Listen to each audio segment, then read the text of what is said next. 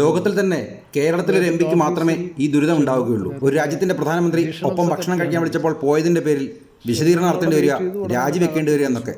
സത്യത്തിൽ പ്രേമേന്ദ്രന് ഉറക്കം നഷ്ടപ്പെട്ട രാത്രിയാണ് കടന്നുപോയെന്നാണ് ഞാൻ കരുതുന്നത്. നമ്മളൊരു പെൺകുട്ടിയോട് പലതവണ പ്രണയ വിവാഹ അഭ്യർത്ഥന നടത്തിയിട്ടും തിരസ്കരിച്ച ഒരു പെൺകുട്ടി പിന്നീട് ഒരു അവസരത്തിൽ നമുക്കൊപ്പം ഭക്ഷണം കഴിക്കുകയും നമ്മളോട് ആരാധന തോന്നി നമ്മളെ കൂടുതൽ മനസ്സിലാക്കി ഒരിക്കൽ കൂടി അദ്ദേഹം ഇഷ്ടം പറഞ്ഞിരുന്നെങ്കിൽ തിരിച്ചിഷ്ടം പറയാമെന്ന് കരുതിയിരിക്കുമ്പോൾ അതിനെക്കുറിച്ചൊന്നും പറയാതെ ബൈ പറഞ്ഞു പോകുമ്പോൾ ആ പെൺകുട്ടിക്ക് മനസ്സിൽ തോന്നുന്ന അവസ്ഥയിലാണ് പ്രേമേന്ദ്രൻ. ഏറ്റവും നന്നായി പെർഫോം ചെയ്യുന്ന ഒരു എം പി എന്ന നിലയിൽ പലതവണ മോദി കേന്ദ്രമന്ത്രി സ്ഥാനം പോലും വാഗ്ദാനം ചെയ്ത് പ്രേമേന്ദ്രനെ BJP വേണ്ടി മത്സരിക്കാൻ ക്ഷണിച്ചിട്ടുണ്ടാകുമെന്ന് ഉറപ്പാണ്.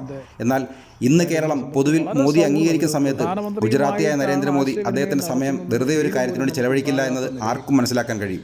നിന്നെ ഞാൻ എത്ര തവണ വിളിച്ചതാണ്, ഇനി വേണേൽ നീ ഇങ്ങോട്ട് വരണം എന്ന് തോന്നിപ്പിക്കാൻ തന്നെ മോദി പ്ലാൻ ചെയ്ത് നടത്തിയത് തന്നെയാണ് ഈ ക്യാൻറ്റീനിലെ ഭക്ഷണ പരിപാടി. ഇനി പ്രേമേന്ദ്രന് വരണമെങ്കിൽ സ്വയം വരണം, മോദി വിളിക്കില്ല. അതിന് പക്ഷേ UDF പാളയത്തിൽ നിന്ന് ആക്രമണമുണ്ടായി അദ്ദേഹത്തിന് കൊല്ലം സീറ്റ് ലഭിക്കാത്തൊരവസ്ഥയുണ്ടാവണം.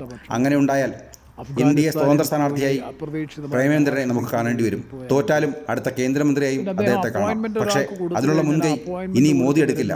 ഇതറിയാവുന്ന UDF പ്രേമേന്ദ്രനെ വെറുപ്പിക്കുകയുമില്ലെന്നാണ് ഞാൻ കരുതുന്നത്.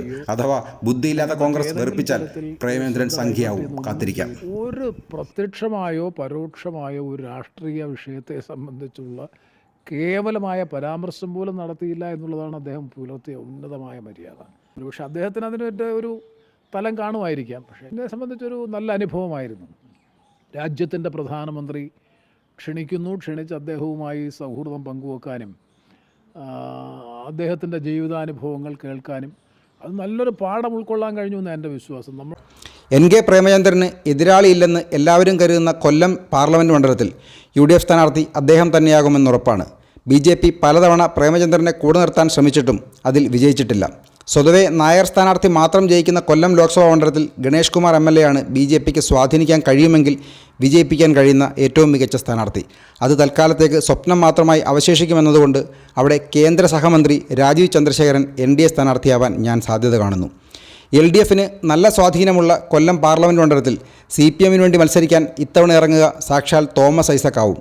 ഉറച്ച LDF വോട്ടുകളും ഒപ്പം ക്രൈസ്തവ വോട്ടുകൾ കൂടി നേടിയെടുക്കാൻ ഐസക്കിനേക്കാൾ നല്ല സ്ഥാനാർത്ഥി LDFന് ലഭിക്കാനില്ല. തോമസ് ഐസക് അല്ലെങ്കിൽ പിന്നെ LDFന് വേണ്ടി മത്സരത്തിനിറങ്ങുക ചിന്താ ജെറോമാകും.